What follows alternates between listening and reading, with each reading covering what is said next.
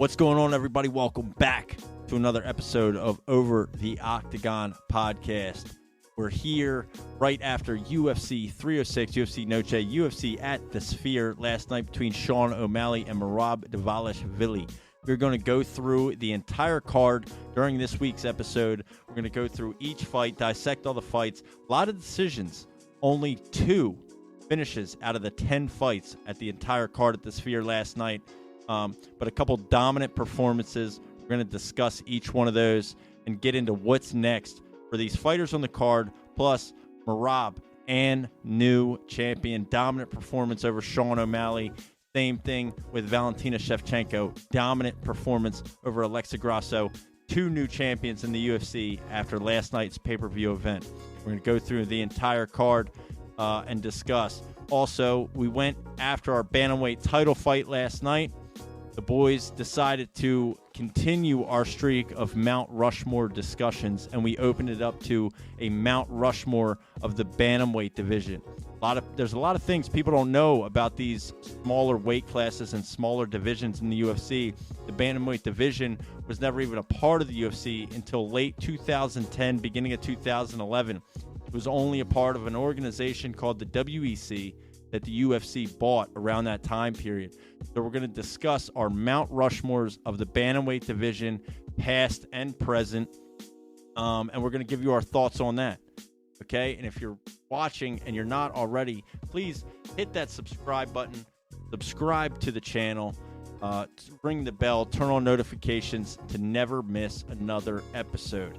Hit the thumbs up, like the video for me. Helps push out our content, support our show. If you're listening on Amazon Music, Apple Podcast, or Spotify, don't forget to turn on automatic downloads and rate the show 5 stars. Catch y'all on the next one. Enjoy the fucking video, baby. Hey, pussy, are you still there? I actually admire that you can actually be this fake. And like when the TV comes on, how you can just change. You're the scum of the earth. You don't doubt you, miss I couldn't do it. The odds that I couldn't do it. Look at me now. Look at me. That's it. What's up, boys? Viva la Mexico! What the fuck is up? UFC 306, UFC Noche, UFC The Sphere. Last night, One for the fresh books. off. I mean, Not for the fight. What do you rate the card? What do you rate the card out of We're 10? jumping right into it. Yeah, just give me a preemptive.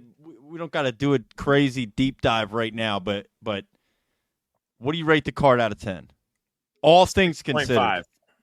6.5. Okay. Wow. So you're talking everything together, like Everything. What do you rate the card? The experience in general. Oh man. If you're 8.8. 8.8. Production a 10. But overall, 8.8. I give the production a fucking 12. I feel like you got it. If you take production out of it, though, 6.5 on the card. What? But production's a part of it, so Yeah, I know. This is why we got a podcast. yeah, I give it a 9. I think I give it a 9. I love the fights, man. There were some fucking Yeah, there was some wars, bangers. guys. Yeah. There was some fucking bangers. Anyway, we're back. Another episode of Over the Octagon podcast with your hosts, Joel, Evan, and Nick. Yes, We're sir. here fresh off UFC 306, UFC Noche, UFC The Sphere. Last night, Sean O'Malley, Merab Dvalishvili, Alexa Grasso, Valentina Shevchenko. Excuse me. Yeah, now let's get right into it. Merab defeats Sean O'Malley by unanimous decision. Thoughts. Man, it's Sean O'Malley's great for the UFC. He's great for Dana White. But I'm not going to say this wasn't unexpected. Sean O'Malley was going to have trouble stuffing all these takedowns. I mean, Merab's fucking tank is full at all times, and he proved that. That's scary. That's fucked up. He's a cardio monster. It's actually insane, yeah. Yeah, and Sean O'Malley could not keep the pace. He looked like he was tired the whole entire time. And, yeah, it was tough to watch, but, I mean, wasn't that unexpected, you know? Was it that unexpected, or was it like, did we expect more from O'Malley, or did we get exactly what we thought was going to happen? I wanted more. I thought more was going to happen. I thought there was going to be some big hits from O'Malley, man. I did too. Henry Cejudo did a better job than Sean O'Malley. Oh, I hope he hears that. He'd love that.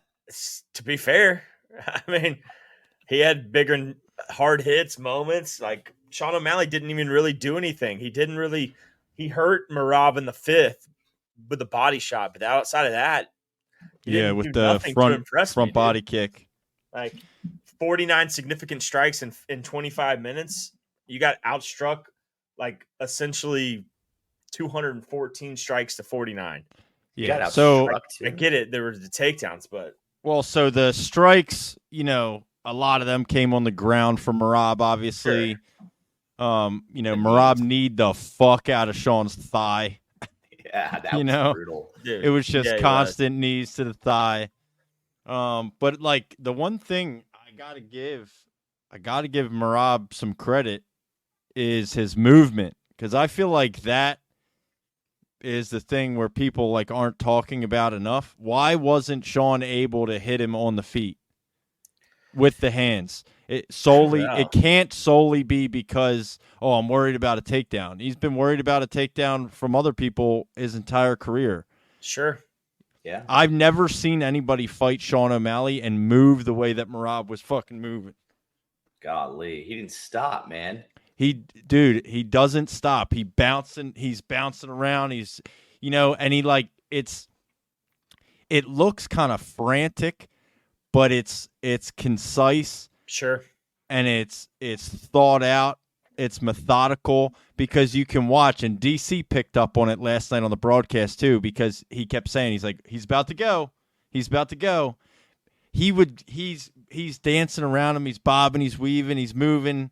There's not really anything happening on the feet. Seemed like it was hard for, Sugar to really do anything and get any combos or anything like that going. And then Merab just moves around the cage, dude. When he gets O'Malley into position where he wanted him to be, boom, blast takedown. Or he waits for O'Malley to throw a right hook and then ducks it, boom, takedown. Yeah, man. What did y'all think about O'Malley's coach last night? I was honestly not very happy with that. There was 2 things he did. The first one was controversial with the whole entire. I guess he was trying to do the whole entire Aljo Sterling, fucking up his hearing and stuff like that. Say random shouts and commands out there. I don't know, man. I would have been like, fucking go attack your boy. Go attack him. It's the 5th round. You've lost every round. Go ham. Yeah, like I disagree. Like I was very against the way he was like talking to Sean in between rounds. Like that's how he always talks to him, though. I hate it, dude. Yeah, but he can talk to him like that because he's been winning fights. But this he was fucking getting his ass whooped. Like light a little spark under him. Call him a bitch. Tell him you suck. I mean, get it together, dude. What are you fucking doing? He's been his coach forever, right? So like, you would think that he knows what's going to work to motivate his fighter, not us sitting at home listening going, why is he not calling him a fucking dumbass and telling him to fucking get in there? I mean, dude, when you know what I mean? Like, to him, it's almost over, bud. One more round. Like, yeah. What the fuck is that shit? I don't know. He could have meant like, it's almost over, like you're running out of time here. Like, it's okay, buddy. You're almost there. Maybe he knew. Maybe he knew he didn't have an answer for Merab. I mean, that was obvious. Yeah, until that, last round he hit him to the body, but like that was so minimal. Really, I mean, Merab was still moving around. It definitely hurt him, but he really wasn't in jeopardy to get finished. Yeah. I mean, listen, people can fucking cope and be upset, be sad. But, dude, to not give Merab fucking, you got to give Merab props. Yep, you got to, man. What'd y'all think about the kiss? He's weird. He did the same shit in the Cejudo fight. You know what I mean? Like, that's just him, dude. He's a fucking maniac. He's a nut. I like He's it, a dude. That's maniac. weird. Yeah, I mean, Yeah. I think he's a problem. Like, he's a problem for anybody to beat. I don't really like the idea of Merab and Umar because I don't see that being a super exciting fight. It's gonna suck. But it's definitely the most even matchup. Like, there's nobody else. There's nobody else in bantamweight that's fucking with Merab. Man, and I thought it was going to be the change from all these, Russian wrestlers dominating the UFC. I thought it was about to be the strikers' time. And then you have Bilal do the same thing Merab does pretty much and just suffocate you. Mm-hmm. And I guess it's their time again, man, unfortunately. Well, it's just a dominant style. Like Merab never stops. Even when he gets a takedown, we talk I can kind of brush off those knees to the thigh because it's almost like a fucking joke of a strike. Like he never really did any significant damage to O'Malley. But he never stopped throwing something the entire time. That'll frustrate you. Dude, what the fuck? Like when he took O'Malley down, he just held the body lock. Yep. And then he's just fucking kneeing him the whole time. Doesn't stop kneeing him. Never stops kneeing him. Holding him down, body lock. Then like O'Malley starts moving to get away, do whatever. He's patient. He takes his time. He gets to a different position. Then he starts throwing punches. O'Malley grabs his head. He's fucking punching him in the ribs. He's like, dude, he just never stops. It's insane. The pace that he puts on people, it is incredible, dude. And the whole time he's just a fucking lunatic in there doing it. He could have gone 8 rounds, man. I don't know. I would like to see him go. Yeah, like how long can he do? What's that? his gas tank like? Him and Umar, 8 rounds. See what they can do, dude. I don't know how long he can do that. I would love to find out. Maybe we'll ask Frivola. Frivola's trained with him, right? With Ray Longo, Sarah Longo, or whatever. So yeah, sure. I wonder how many rounds can he do? Like who knows? Before he's tired, or does he ever get tired? Like, is he just a freak? That man doesn't go anywhere where cigarettes are allowed in the state. He just has the lungs of a pure lung. Yeah, it's absolutely crazy. I mean, I know O'Malley's big fan favorite. People like knockouts. That's why they like O'Malley, because that's what he gives you. Merab is not a finisher either. Nope. So, I mean, I don't know if I think it's probably bad for the UFC overall. It would have been much better for the UFC as a brand for O'Malley to get the win. For sure. But I mean, fuck, dude. This raises the question. I had it in my notes. Okay. Was he ever that good? Or did he just get lucky throughout his career? Nah, he's incredible. I mean, like you he's great, but again, controversial win over Piotr Jan, a possible early stoppage against Aljamain Sterling, dominated by Merab. I mean, he was a champ. He was great, but was he an overrated champion? Yeah, he hasn't been a champ that long either, though. So yeah, I don't know if you can say he was an overrated champion. I just think. Oh yeah, he was. I mean, this was his first title defense, right? No, second. Cheeto, he beat the fuck out of Cheeto. That's which true. Again, like Cheeto's got some big wins. Cheeto's no slouch. I mean, he beat the dog shit out of Cheeto. That was true, but his striking is elite. His striking is elite. There's no question. But is it top 5 in the UFC elite? Top 5 striker in the UFC. Because we've discussed this before. Yeah, I would say. I mean, I know, like, I'm not even trying to be funny when I say this. I think Tapourier fucking kills him. Oh yeah. Oh my god. Like, there was talks after watching Cheeto that fight last night, 1000%. There was talks of after the Cheeto fight.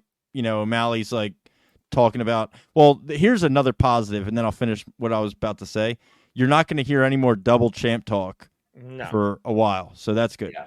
But Yeah. you know, because after O'Malley's last defense against Cheeto, he was like throwing out all these crazy ideas and threw out a fight against Ilya, which I think Poirier fucking kills him, because I think he does the same thing Merab does, not with the wrestling, but with his movement and the way he corners him, just like he did to Volk. Really, like he's gonna get him in a position, he's gonna corner him against the cage somewhere, he's gonna hit him with a right hand, and it's gonna be fucking bad. I don't think so. Like, with that being said, to answer your question, top 5 striker in the UFC, probably not. I mean, Alex Pereira, I'd put ahead of him. Ilya, I would put ahead of him. Roundtree's got hands. I would Roundtree put. ahead of him, but I would probably. would Man, you I don't put know. I mean, John- maybe. John ahead of him. You could put him at number 5, I think, or maybe 4. Oh, Max Holloway. You can't forget about that guy. Right, Max Holloway. John Jones Uh, still exists.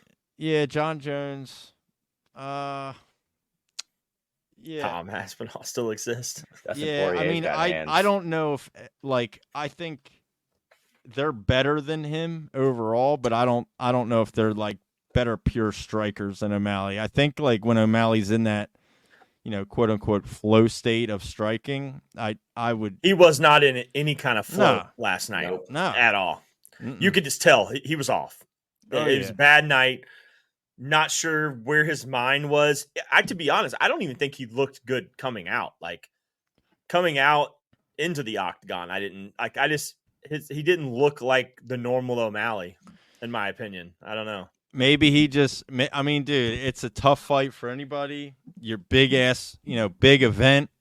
Like You know, I wonder once- if he went in there knowing like I'm likely going to lose this fight. But if you go into a fight thinking that, why not just fucking go all out? If you already think you like 80% chance you're losing this fight, why not try to fucking do some shit that you may have never done? I mean, you before, keep saying that, and it's like kind of. What do you mean? Like he didn't try? You're saying he didn't try to do anything? Is that don't what you're feel like trying to he- say? Yeah, kind of, yeah, because it didn't look like he was trying I don't to. think that's fair to say. Like I I don't think know. that's an insane thing to say. That he just like basically went out there and laid down. Like that's I crazy. don't think he laid down. No. Okay, but I so he do went think- out there and tried to do what he could do, but like Mm. you have an opponent that's not going to let you do whatever you want to do, Like, and you got to could he have figure out thrown ways more- around that. Could he have You think thrown he- more leg kicks to try to like was You're he going to timid? throw more But that's what I'm kicks saying. against the Was he- dominant was he- wrestler. That's your answer. Was he timid to throw stuff because he knew he was going to get taken down? Type Of shit? course, Like, but that's the like You think cerebral game plan that comes against fighting and styles and matching styles. Yeah, of course you're going to throw less kicks against the dominant wrestler than you are against Cheeto. You know what I mean? yeah. I think I you don't think know, he he played could've it landed safe. I think you He think he did. played it safe. You know, Like I only saw like one or two was knees. safer. thrown But I mean, he on definitely the- did try. That's for sure. But Yeah. I think you think he played it safe, and I think he played it safe a little bit too. Because the thing is, his mind was so fucked. If he did rush in, he was going to get tackled. If he did kick, he was going to get tackled. If he did anything, he was going to get tackled. Yeah. It's fucked. I think the difference happened like right away. Yeah. So when he fought Aljo, yeah, like, you know, on the scorecard, he lost the first round against Aljamain Sterling, but he had some success like defending takedowns against Exactly. Aljo right away. He didn't against Merab. That's true. He got taken down and held down for 2+ minutes. You know what I mean? Like that's Yeah. fucking scary because then it's like, fuck, dude, I'm as fresh as I'm ever gonna be in this fight right now, and you don't know what it feels like in there either, right? Like we can sit here, we're watching it, but we don't know what it actually feels like. You've simulated, you know, a training camp, knowing you're going to go up against this guy, this wrestler, and maybe you felt good in camp, you felt good going into the fight, then you get into the octagon, this dude takes you down with ease, right? And then you go, oh, fuck, this is not what I thought it was. Yeah. Like, this is way different than I thought it was. And that's demoralizing, like, right away. It is for sure. They You know gotta what I figure mean? out a way to stop it, man. They got to like start. You know, there's just got to be a cure to fix this fucking smothering wrestling. It might be a knee.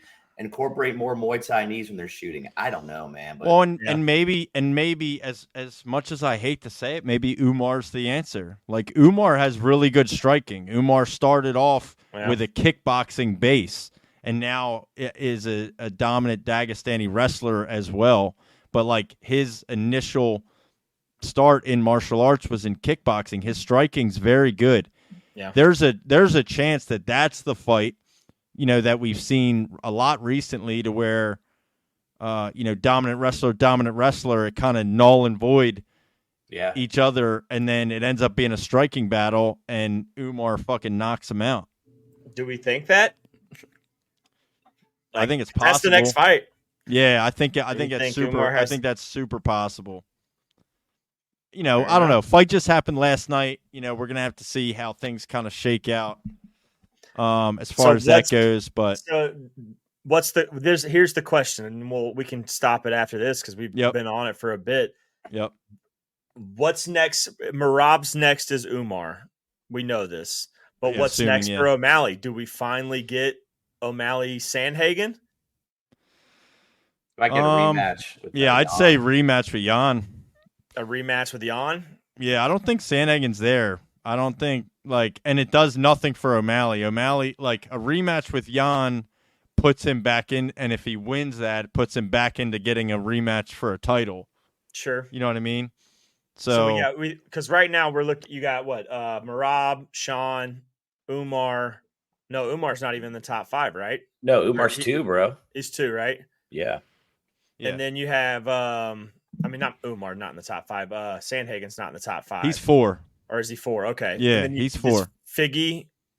5. Yeah, so that's going to be the thing. Figgy, which, does he have a fight right now? I don't think so, right? I don't think so either. Him and Sandhagen could fight. Figgy. I think they do Figgy Jan though, but that was the talk. But who knows now after O'Malley dropping the strap? That's a number 1 contender fight. If they do Figgy Jan, that's a number 1 contender fight. But then do they do O'Malley Sandhagen? Possibly, yeah. I don't. Let's set it up for that. Maybe, yeah. So I don't know. I think O'Malley Sandhagen is kind of like fighting down for O'Malley, but if they're already, it's not announced, but if they do Peter Yan, Davison Figueiredo, then I don't know. But again, the fight just happened last night. With that happening, and you get a a new champion, a lot changes. Yeah, a lot always fucking changes when you get a new champ. You know what I mean? Because he obviously, his goal is going to be to get back to a title shot. Same thing with Strickland, the middleweight division. Sure. You know what I mean? You had Strickland beat Izzy, then DDP beat Strickland. Strickland's waiting to fight DDP again, but DDP fights Izzy. It gets this, you get into this love triangle of title contenders. So we'll see. But dominant performance by Merab Dvalishvili. For sure. And new UFC Bantamweight champion. Congrats to him. Dominant performance. Co-main event. 2 and news. 2 and news. Co-main event. Valentina Shevchenko and Alexa Grasso. Did you guys see that video? The reporter at the post-fight press conference asked Dana White about fans, and he was saying he hopes that new fans, he expected a lot of new fans to be tuning into this event for what it was because it was at the Sphere, and says, I just hope that they turned it off before the co-main event. Yeah. He said that. Yeah. I love that dude, man.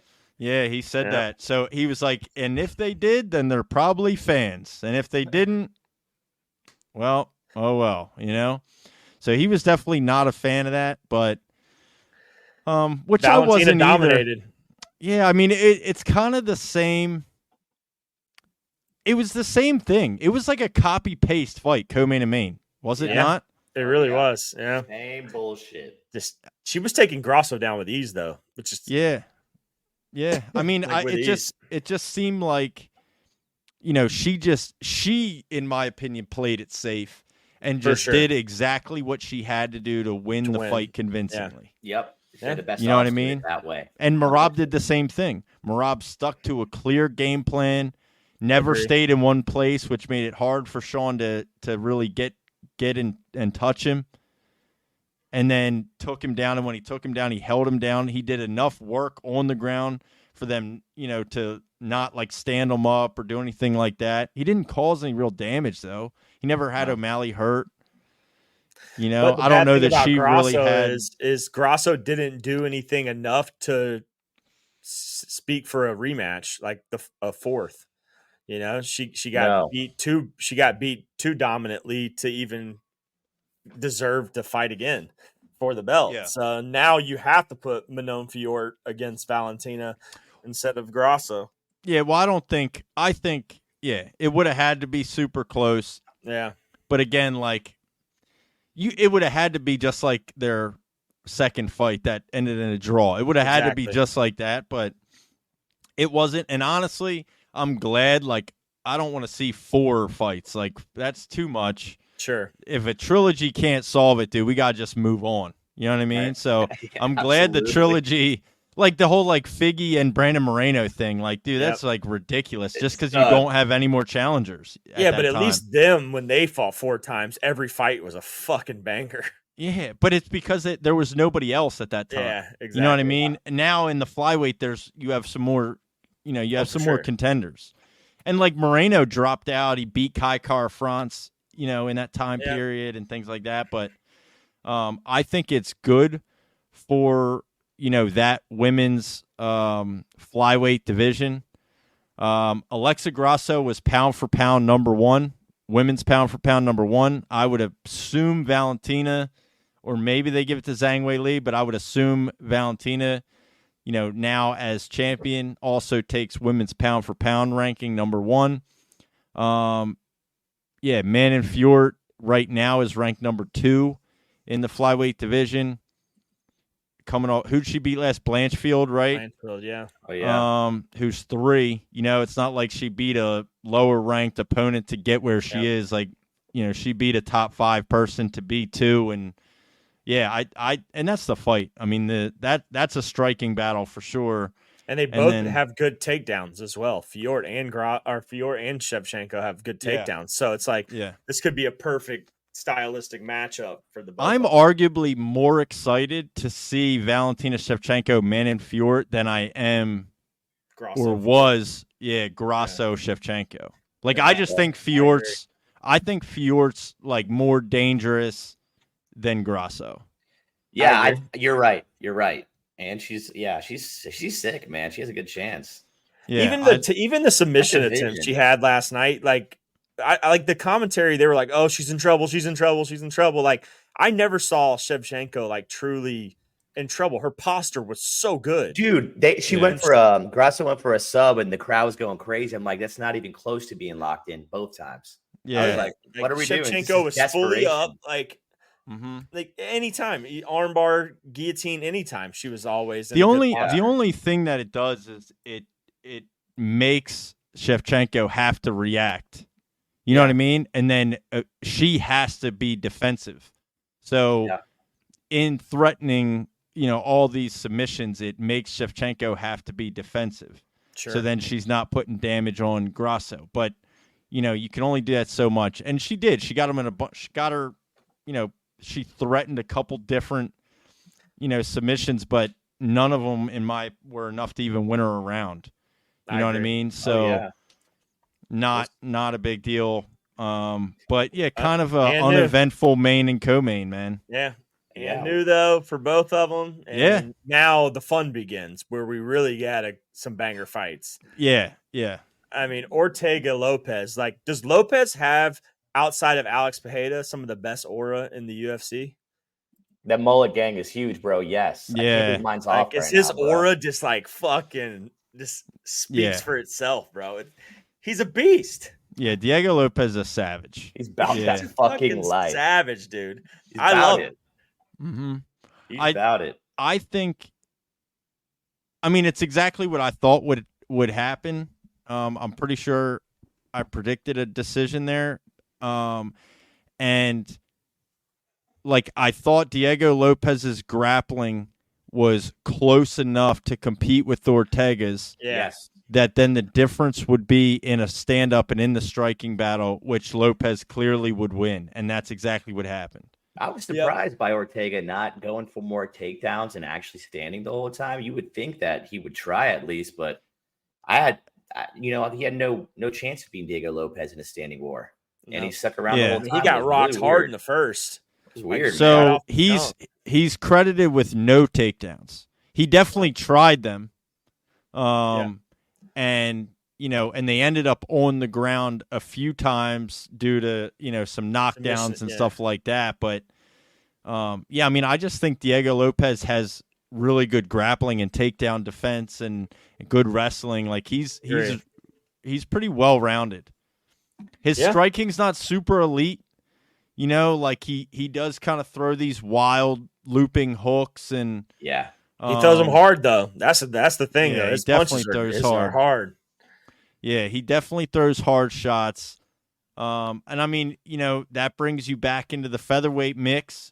So they gave him the number 3 ranking pretty much last night, basically. They crowned it. You have Topuria fighting Max Holloway coming up. Volk still the number 1 contender. And then you have fucking awesome. Yeah, I don't know if that's going to happen. I don't know if I don't Volk's think just so. waiting on I feel like Volk's just waiting on a title shot. He's going to wait Volk for the did winner say of this. that he would be open for an interim title fight against Lopez. So I saw that, but why would there be an interim champion? That doesn't make sense. Maybe depending on somebody get hurt or something like. I don't know if that would happen. All right, because I saw that as well this morning and was kind of confused by that. Like, what does he mean? Like, does he know something we don't know? Yeah, you know what I mean. What if Topuria was hurt or something? Or right. Who knows? Right. Or him and Max go to like absolute war, and I guess maybe that's what he meant. I don't know, but I saw that as well. So I was a little curious on what he meant by that. But so I think ultimately though Volk is just waiting around for the winner of Max Holloway, Elliot Topuria, and for another title shot. So I don't know, what happens with Diego Lopez next. But Ilya and Max is like the first or second week in October.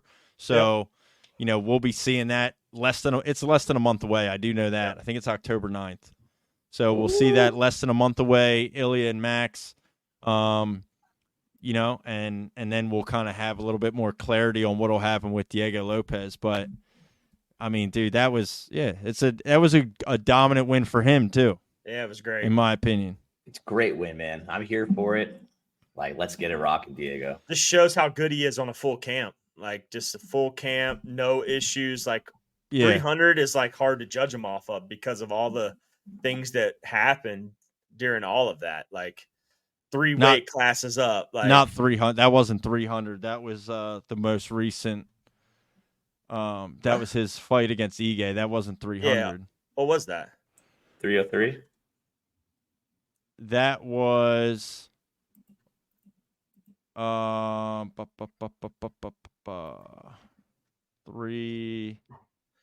Let's see. It was in Vegas. I know that. Yeah, it was 303. Pereira Prohaska. Yeah. Look at that. I'd be guessing shit. Man. Yeah, 303. 303. So that was in the end of June. Okay. That was in the end of June. So. But either way, dude, quick can't really turnarounds. judge him off of that because of that, He makes some quick turnarounds too, because you got to think he fought at 300, destroyed Youssef. Yep. Fights 2 months later, at the end of June, right? Goes to a decision and a pretty, kind of a war with Dan Ige. Not a fucking easy fight, that's for sure. And then, here you are now, 2.5 months later.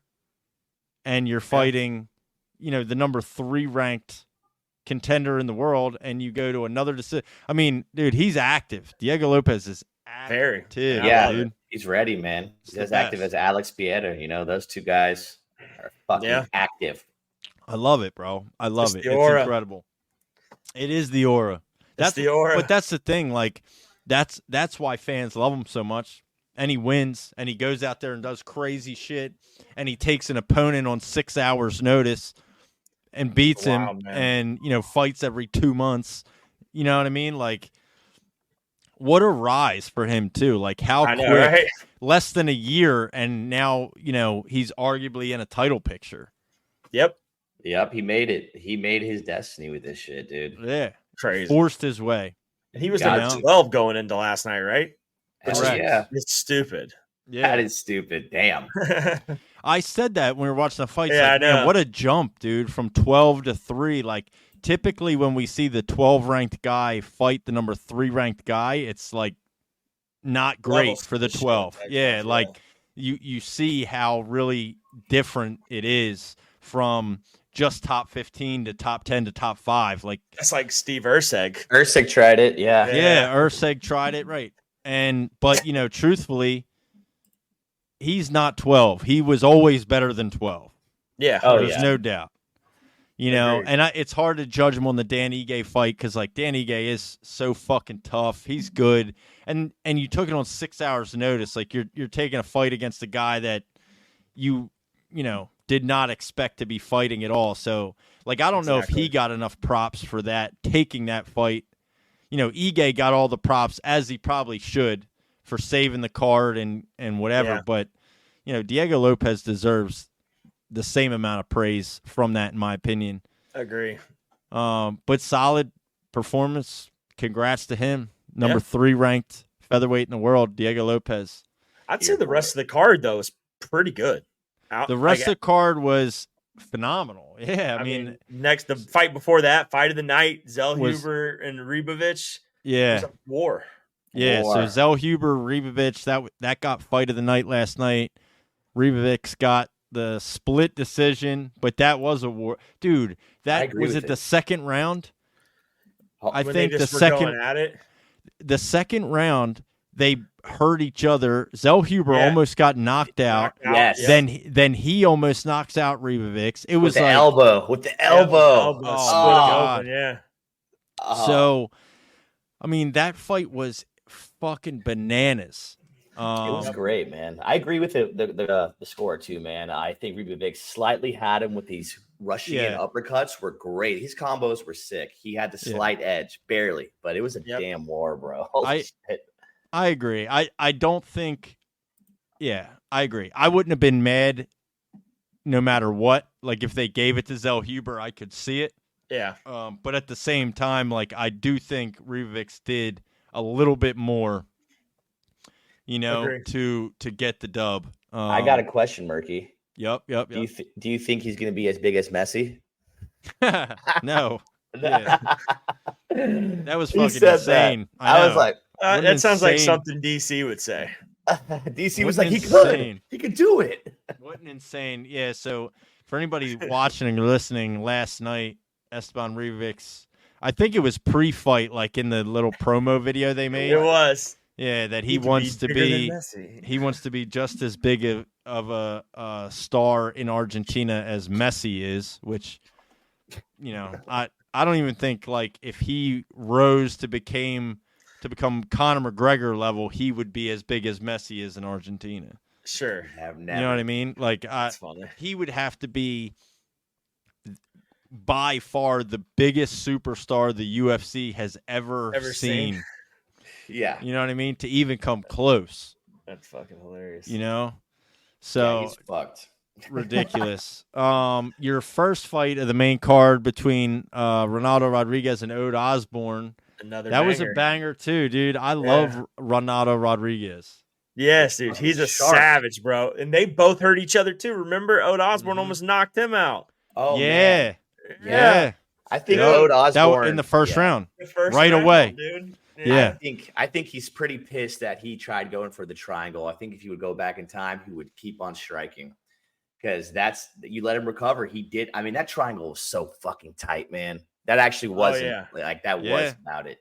But That no, was man. locked. Oh, that fight was wild. I think the other guy, Rodriguez, has a lot of maturing to do. He's got to get better, but he has the dog, which most people don't have. Yeah, for sure. Dude, Yeah. all the Mexicans last night just had dogs in them, bro. Dude, I there's an know. angel They there. were savages, bro. Up until that co-main event Co-main, with Grasso, but like, Zellhuber, Renato Rodriguez, even Aldana. Dude, I was just about to say God. the Aldana Dumont fight, dude. That cut, that was the nastiest cut in UFC history, bro. It's pretty bad. I'm trying to rack Did you my see the brain around that. after, like when they actually opened it up, dude? It was like all the way to her nose. Dude. So it went from like the top of her forehead all the way down across her eyebrow, down like almost to her eyelid, then down and across her nose. She got a And new you could vagina. literally One separate solid dude. fucking cut, dude. It's a vagina on her forehead. It was gross. It was really bad. But yeah, I mean, dude, She's shout out tough as a Renato brick, dude. Holy Rodriguez. shit. Yeah, so let's go into that. Shout out to Renato Rodriguez. Dude, that motherfucker just heart, man. Just so much heart and determination. And he willed his way to a win at the Sphere. Incredible. But your featured prelim, Irene Aldana, Norma Dumont. Norma Dumont beat her fucking ass. Beat her ass, Oh dude. yeah, Bad. I like her. I like her in her division, especially in bantamweight. I think she's gonna kill Bantamweight, it. baby. I think she's gonna kill it, dude. She was holding that weight last night too, if you know what I'm saying. her and Kayla Harrison, they could bring some excitement to that weight class, hopefully. Yeah. Kayla Harrison's fighting Ketlin Vieira. Juliana Pena's fighting Raquel Pennington. Norma Dumont is 8. I assume she's going to take that top 5 ranking from Irene Aldana. Yeah.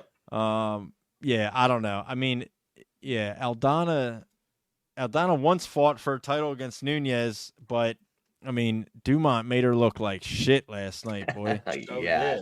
She made her look like shit last night. That cut was all over the internet too. It was like the only thing I was seeing on the internet last night was this ridiculous gash on her forehead. I mean, just holy shit. I want to bleeding. Dumont's tattoos in her ass make her top 5 Mount Rushmore fighters. You know? Bro, that wagon that was the first thing we said. Damn, look at that wagon. Throw leg kick.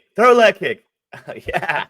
Yeah, that was that. Yeah, that was a solid. That was such a great fight, though, man. Donk. And So then the next two. Yeah, so you had 2 performance of the night bonuses then with knockouts. Oh no, submission. Yeah, that's right.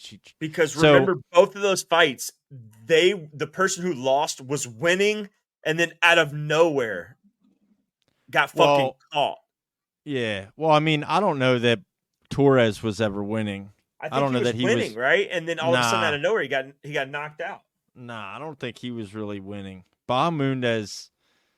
Nah, I don't know. I mean, it was a first round knockout. I don't think he was really winning that fight winning that round. It may not have been that fight, but there was 2 fights last night. One was the Yasmin Souza fight, and there was another fight where the person was winning, and had him hurt, and then out of nowhere got hurt and got finished. Yeah. Because there was really only those were the only 2 finishes. Those were the only 2 finishes on the card. Yeah. Damn. But yeah, I mean, Manuel Torres, Bahamundes striking is crazy. It was like he was stepping backwards and just fucking planted him, dude. Those are nuts, man. He's not bad. Yeah. Nah, incredible. Trains with Bilal Muhammad, so you know he's the GOAT. But the striking is good, dude. He's a lightweight too. He's fucking. Both of those guys last night looked so big for 155. They did, for sure. Man. They looked so big for 155. But I mean, incredible win for him. Ignacio Bahamundes KOs Manuel Torres in the first round, and then the women's strawweight between Yasmin Uruguay and Ketlin Souza. I mean, dude, this was. Yasmin was a minus 455 or some sites had her over minus 500 favorite. Yep. And Ketlin Souza literally choked her the fuck unconscious. Unconscious, dude. And she held that shit too. The She ref was like, she get off of her. And she held it for like 5 seconds too. Yeah, I didn't like that, but I I liked didn't her like that heart. either. Her heart was insane because she was losing, dude. I was like, oh, Yasmin's good. But Souza or whatever has it. Remember, She's even my known wife for walked that. downstairs last night and was like, "Yeah, the girl in the green's gonna win." Yeah. Well, I think so that maybe maybe that I don't know. I was trying to think of maybe that was what you were talking about earlier, but I don't know. That was like different styles too, though, right? Like Yeah. Souza Oh, yeah. definitely had more power in her For hands, sure. even. Like Yeah. she was throwing crazy hard, and I think that's how that submission. It led up to that submission, right? She clocks her, ends up taking her hopped on back that rear. choke. She grabbed her neck so fast. Oh, Yep. And she sunk it in, dude, and that was so deep. it was over. I mean, it Crazy was when it was people really just go bad. out, She was, bro. No tap, just go out. yeah. I mean, I'm about that. It's Yeah, bad for I mean, you though. you know, if Bad you're gonna do that in competition, you know, that's the event to do it at, right? Right. With the sphere. Go out on your shield. Yeah. Die by your sword. Yeah, but shout out to Caitlin Souza with a disgusting submission victory also in round 1. So the only two finishes out of 10 fights on the entire card, and both of them came in the first round. So shout out to Ignacio Bahamundez and Caitlin Souza because that was sick. And then Josh Van, Edgar Charez. That was Wow. another one. Wow, Charles dude. was beating him in the first round, and then Van just fucking found some sort of energy Body. in the second. Body. Dude. Remember the the body. body, dude. the Yeah. body punches. Yeah. So Joshua Van started doing some work to the body, and he hit him with one and immediately got a reaction. Yep. Yes, dude. And then it Yes. was like, oh, okay, you didn't like that, you know? Yeah. And so he kept that going, and that was rough, right? So that Oh, was that's- good too, though. Shout out to He's Joshua a Van. tough son of a bitch too, though. Charles, Edgar? dude. Dude, he's like Both a of dirty them little guys. boxer, Yeah, man. Josh Van is too for sure. Yeah. Yeah. You have a long, dirty boxer just out there. Well, because Charez hurt Van early in the fight. Oh, yeah. First, yeah. And you know, Van came back and ended up getting that. I believe that was a decision win as well. Mm-hmm. Shout out to Joshua Van. Yeah, both those guys are super tough, fun to watch. Edgar Charez, he won his last fight via triangle, also after getting beat up for a while. Yep. Got it down on the ground and then threw up a triangle and got a submission. So any fighter that you know that comes to scrap always and then you know can pull out crazy victories or you know just Like keeps it fucking exciting. Charles Oliveira. Yeah, dude, exactly. That's Exactly. some Charles Oliveira shit, dude. He'll get fucking knocked down to the ground, dude, and then somehow win the fight. Exactly. Wild. Yeah. I And figured then, out his ethnicity, man. He's.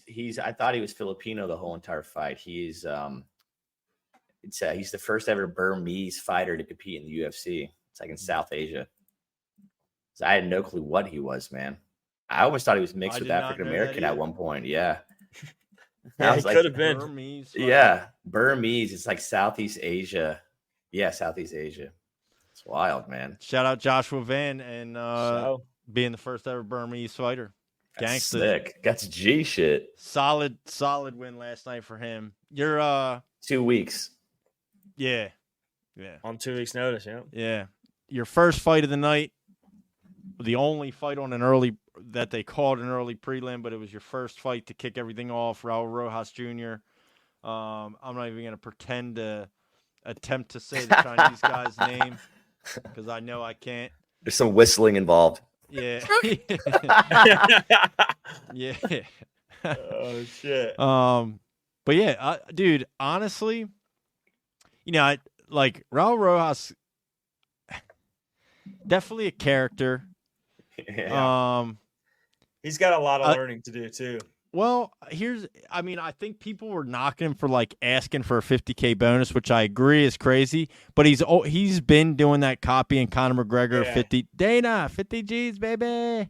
He's been doing that since like the beginning. Yep. And I don't know if he like really believed he would get a 50K. I don't think he did. What I will say, where he impresses me, besides the fact that he's 19 years old and he's beaten grown ass men in the UFC, I know. It's crazy.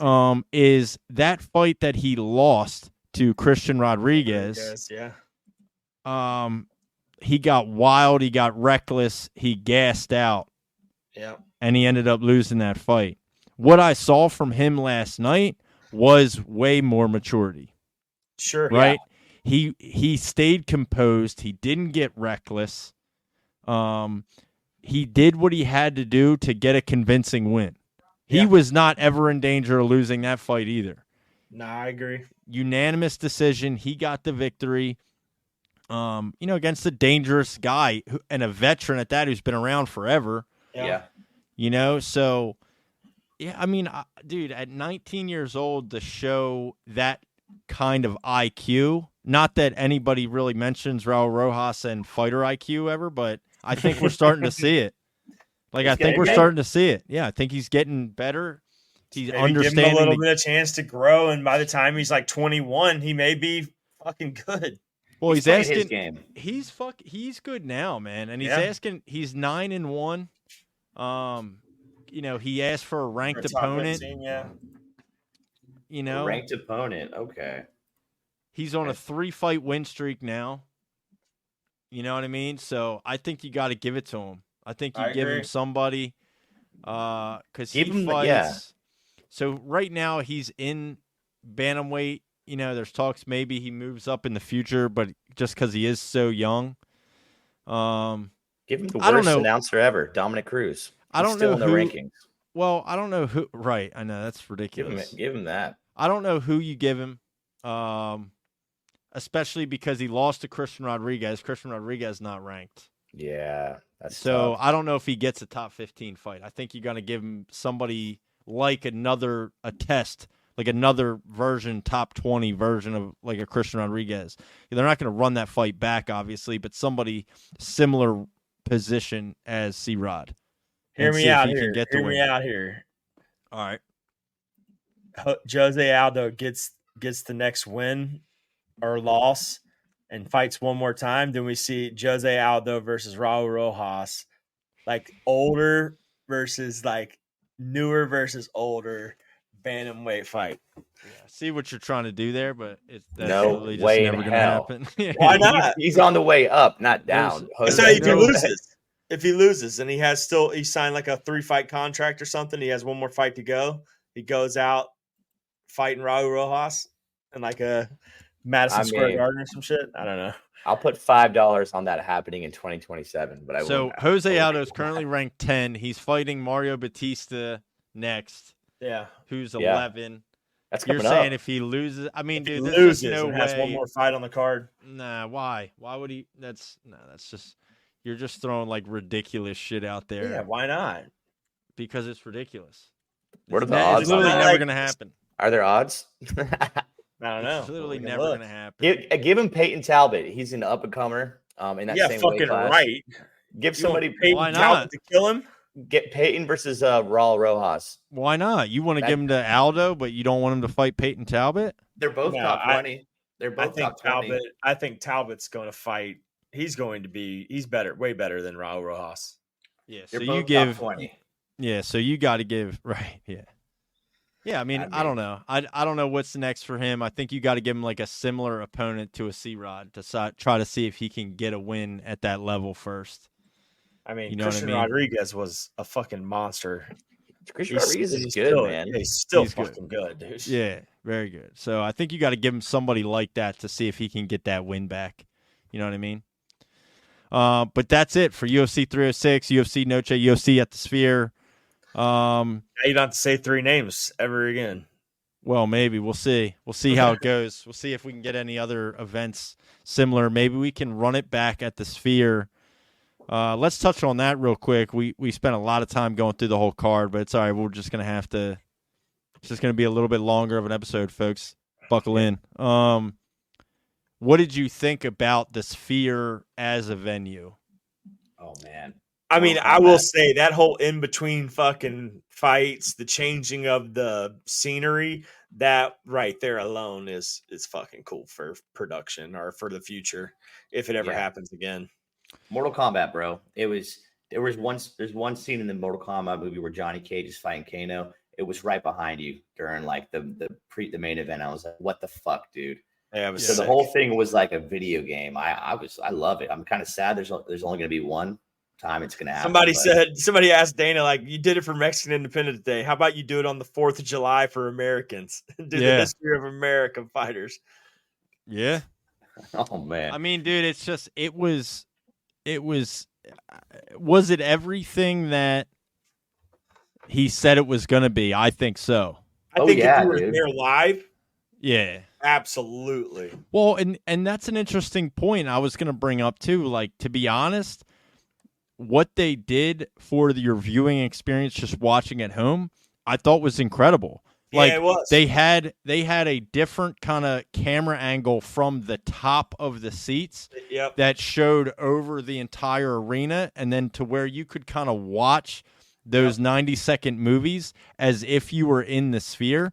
Obviously, you know, it's not going to be the same, but you can get the same view. Because a lot of times, like, we kept saying, we're like, is stuff actually falling in there, or is that just the screen? Or, like, it did feel way more immersive to me, even just as, like, a viewer's perspective sitting at home, than a normal UFC event, for obvious reasons. But, yeah, the changing of the scenes, the movies in between, the ring girl outfits. Oh, those were sick, dude. We can't talk about the event or the venue and not talk about the ring girl outfits. Those are sick. Shit, 10 out of 10 each one. And they were all different to the different every fight had different outfits for the ring girls. Yeah, in the main event. Yeah.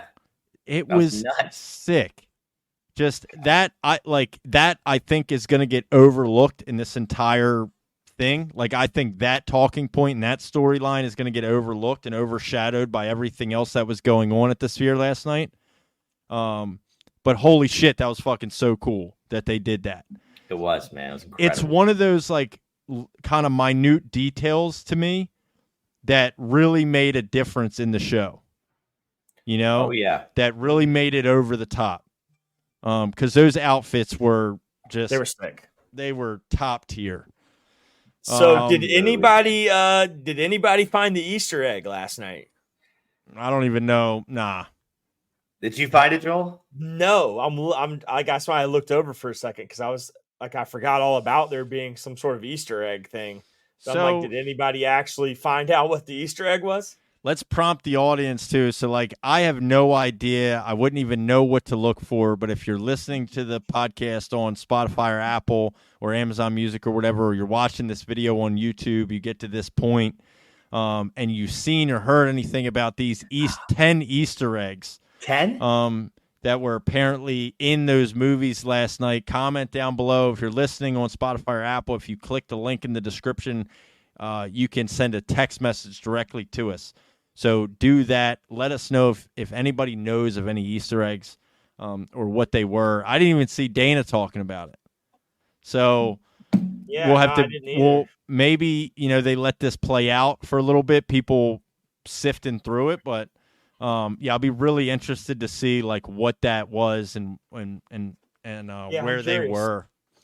So, but no, I didn't find out. I'm sure somebody will, or I'm sure it'll come out eventually. Maybe somebody got it, or maybe nobody gets it, and he just tells us what it was. I don't know. Yeah, yeah, absolutely. Otherwise, man, just completely fucking sick event. I don't know. I mean, I don't have anything else to say besides. Thank you. It was great. I know. Can we please do this again sometime? You know what I mean? These different things are cool, man. Different scenes, different types of shit. Yeah. There's a whole when I was thinking about this last night too, as I was watching it. And there's a lot of criticism on the UFC for, different things that they do or don't do and whatever. And that's all fine. But like, the little stuff that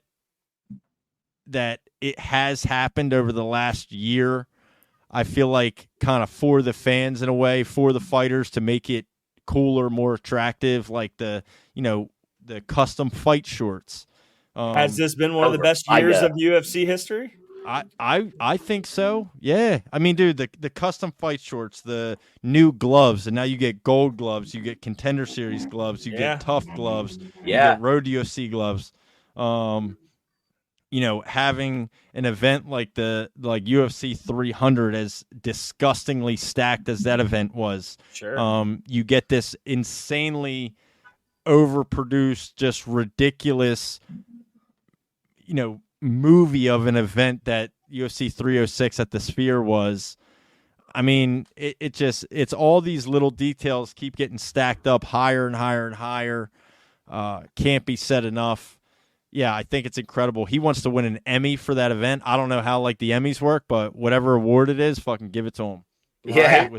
That shit was sick. Greatest live production. I don't know. of the Yeah, I year have or no something. idea what the category is, but yeah, fuck it. Give him an Oscar. I don't know. Is this greatest year of UFC with the worst champions? Oh my shit. God. I mean, it's subjective, It's like some people like this style of fighting that's taken over. Oh, I know. Believe it or Yeah. not. We don't, but some people Nah. do. Yeah, it is dominant. Like, I don't necessarily like it or enjoy it as much as, a Max Holloway Justin Gaethje fight, obviously, but Yeah. I mean, I respect it. Like, dude, Yeah. you have to. You have to. But Agreed. and what Merab said last night was he made O'Malley look normal. Yeah. And that's so did say true. that. Oh, what a burn. That is a He burn. did. That is sliced. Yeah. He did. Like, and he said it in a way that, like, he gave O'Malley his props. Like, it's all respect. Their beef is squashed, whatever. All respect to O'Malley. He's an incredible fighter, and I made him look normal.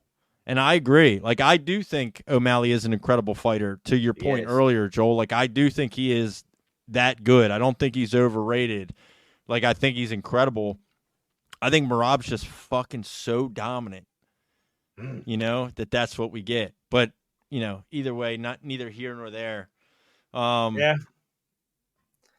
But, yeah, I mean, I guess, so on kind of our agenda, we had, last week on our last episode leading up to UFC 306, UFC Noche, UFC The Sphere, we debuted, we gave our UFC Mount Rushmores, and we kind of vowed to make this more of a consistent thing.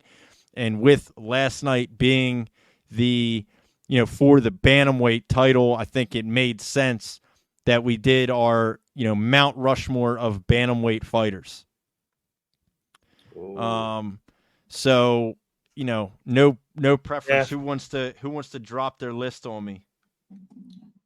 Joel, you go first. You want me to go first? Yeah. All right. So Do they have this to be one was current or all, like this is No, all this is all time, right? Mount Rushmore Bantamweights. All right. Okay. So the bantamweight division, in my opinion, has it's never been the strongest Correct. division in history. So it's Correct.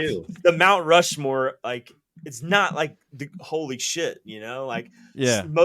I would say my Mount Rushmore, none of my Mount Rushmore are top 10 all time. Okay. So, and I'll start my Mount Rushmore off with bantamweight TJ Dillashaw on the bantamweight Mount Rushmore. He's on mine. You know what I'm saying? Okay. I'm gonna next say Cody Garbrandt on my bantamweight Mount Rushmore. I just liked him as a fighter and what his at one time his boxing was so elite, but he may not have been the greatest, but he was a champion. It's interesting too, when it comes to bantamweight division, there hasn't been. So the UFC only started the bantamweight division in the late and beginning of 2011, end of 2010. So there has never really been a long reigning defending bantamweight champion. I'm pretty sure Aljo has the UFC record for bantamweight title defenses, and it's 4. Yeah, you know what I mean? So you could be right on that.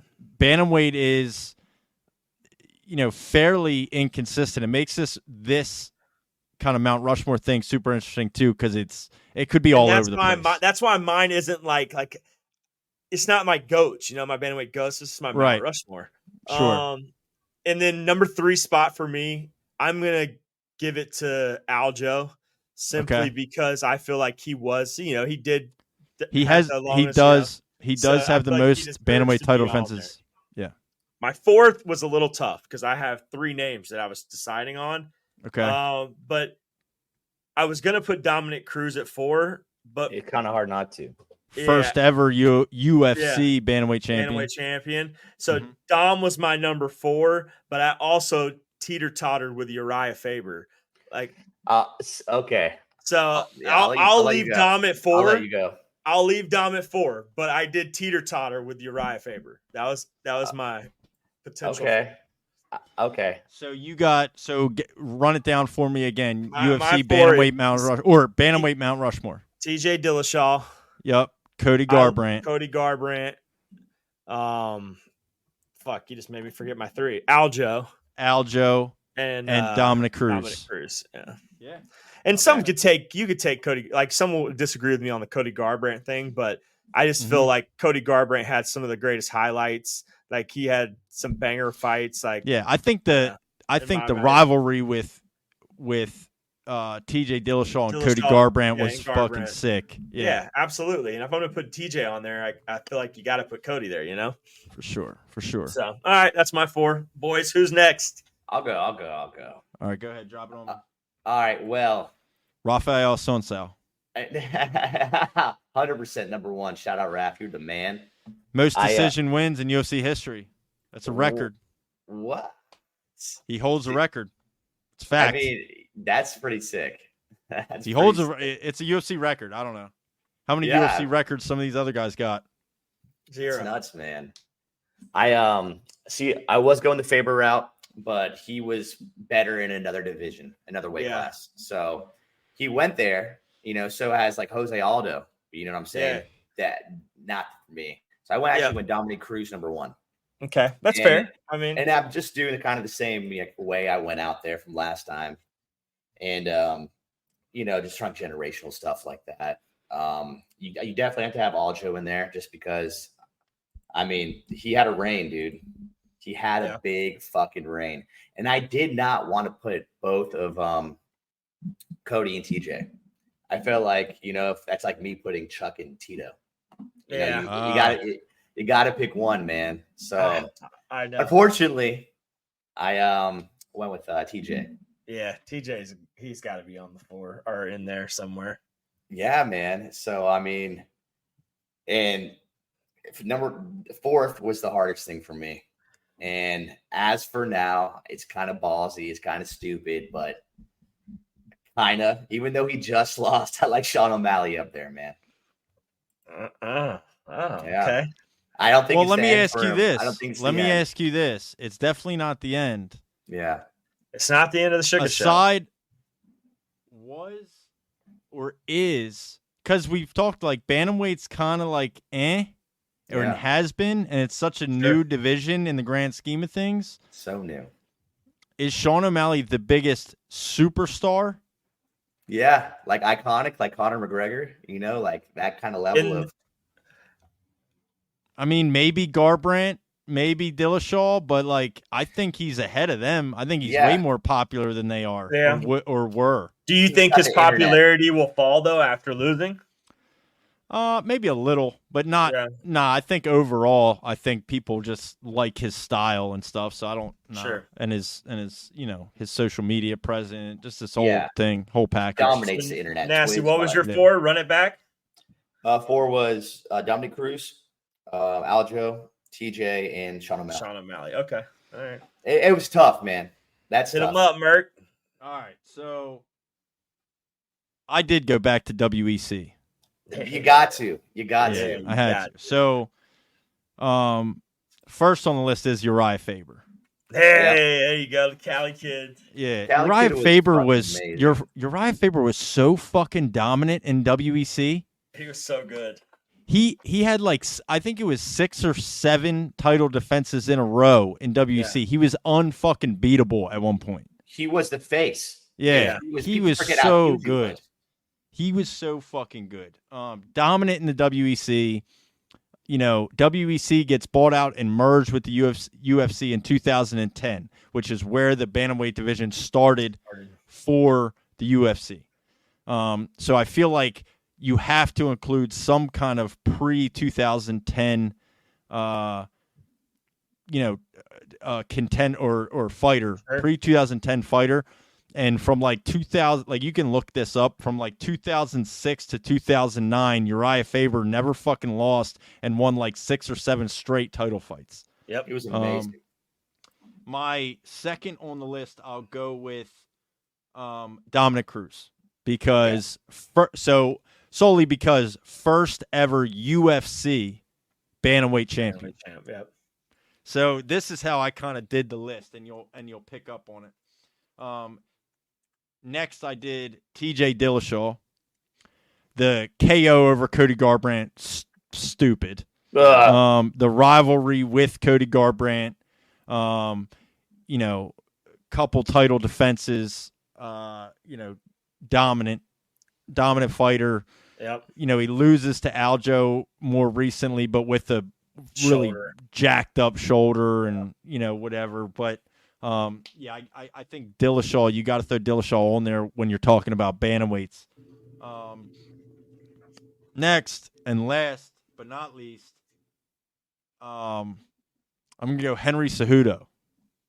Okay, because he was a double champ. He was a double champ. Yeah, in the bantamweight division. One of the only double champs in the UFC. We don't have that many. You got and held belts at the same time. Yeah. He held 2 belts at the same time. He also defended the bantamweight belt. So it wasn't like a one and done. It wasn't a McGregor situation where he immediately dropped the strap. He won title defenses in both divisions. So again, Uriah Faber early on, dominant champion in the WEC. Really not much in the UFC. His career was kind of over by that point. Sure. Dillashaw, solely because of kind of that rivalry with Garbrandt and the moments that he gave us as UFC fans, and what that did for the bantamweight division. Dominic Cruz, because he was the first ever bantamweight champion, and then Cejudo for the first ever double champ, bantamweight, flyweight, double champion. Okay. I feel like Cejudo gets so much hate, but it's the same thing. Those at that time period, same thing with Mighty Mouse. Yeah. People just didn't understand really how good they were with those smaller weight classes. They were not the most popular weight classes. That was the light heavyweight era. Yep. You know what I mean? So I feel like Cejudo's double champ status kind of gets looked over. Not that I necessarily am a fan of his personally or like him. But, for me, Mount Rushmore, putting a face of a division up there, how do you not include somebody that is a double champ? Sure. I mean, I don't hate it. Yeah. I don't hate it. Faber, Dillashaw, Cruz, Cejudo. Not bad. We were all kind of on the same area. Aljo, I think, was left off of yours. You guys got any honorable mentions? I do have an honorable mention. Yeah. I got Miguel Torres, man. He won. He had Torres was one of mine. The WEC strap the longest, but he lost it to Cruz, I think, and it was the last WEC guy, then the first UFC champ. But I was going to say Jan was one of my honorable mentions. Really? I was going to say Marlon Moraes. Marlon Moraes, not necessarily, upper echelon. But Marlon Moraes has fought fucking everybody. Yeah. I think every person we've put on our Mount Rushmores has fought and either beat or lost to Marlon Moraes. Yeah. So that's a guy that's and he's always been up in the up top 5 guy, in his time. So, and then, dude, our boy Rafael Sunsao. Yeah. He's fought everyone too, man. Yeah, he beat Aljo. Yeah. Damn. See, that's the real honorable mention right there. Yeah. I gotta shout him out on that one. Shout out Rafael Sunsao, man. Shout out. Yeah, I mean, it's kind of weird, man. Weird division, but coming off UFC 306 with the new UFC bantamweight champion, it only feels right to kind of do a deeper dive into the origins, because there's probably a lot of people that don't even know that the UFC didn't have a bantamweight division until 2010, 2011. Yeah. You know, people that didn't watch WEC, you know, didn't watch the California kid shit on everybody for 6 years. Everybody. He was the goat. Everybody, dude. What a beast. He was one of What my a fucking favorites, man. I beast. grew my hair out because of that dude. He has- years ago. He has Both had butt chins too, bro. Fuck you. yeah. Team, you know, and he runs Team Alpha Male now out there in California that Yeah. produces a bunch of really good UFC fighters. So Yeah. he's transitioned his career really well now from being a fighter to being a pretty successful coach. Coach on Tough.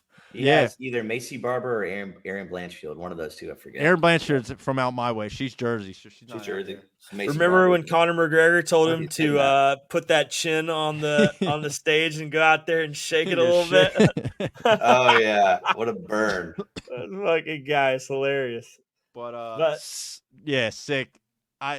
Good list.